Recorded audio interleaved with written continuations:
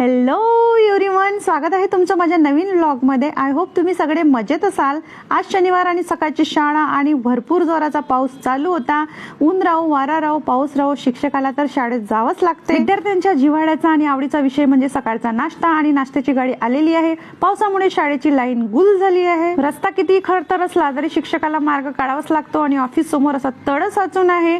एक एक पाय कुठे ठेवू आणि कसा मार्ग काढू असा विषय होऊन गेलेला आहे. परंतु आम्ही शेवटी शिक्षकच, कोणत्याही परिस्थितीतून मार्ग काढायला आम्ही तयारच असतो. परिस्थिती कशी असो, शिक्षक एव्हरी सिच्युएशन चांगल्या प्रकारे हँडल करू शकतो असं माझं म्हणणं आहे. तुमचं काय म्हणणं आहे नक्की सांगा मला. शेवटी एवढ्या भर पावसामध्ये पीएमश्री तर्फे जे कम्प्युटर मिळाले होते ते लावायसाठी टीम पुण्याहून आली होती आणि त्यांना माझाच वर्ग पाहिजे होता. त्याच्यामुळे माझ्या आणि मुख्याध्यापकाच्या चांगल्या दोन गोष्टी झाल्या. मला माझा वर्ग सोडायची अजिबात इच्छा नव्हती, तरी शेवटी परिस्थिती समोर हात टेकावे लागले. माझ्या बिचाऱ्या मुलांनी सगळं सामान शिफ्ट करू लागलं. त्याच्यामुळे यांना दुकानात आणून मी चॉकलेट दिले बढियापैकी. पावसामुळे गाडी खूप खराब झाली होती आतून, त्याच्यामुळे हुर्रा वॉशवाल्याला बोलवलं, पण अनुभव काही चांगला नव्हता आणि पैसे पण खूप पे करावे लागले. मी वाद घालून काही चुकीचं केलं का? तर आजसाठी बस एवढंच. फॉलो, शेअर आणि कमेंट करायला विसरू नका.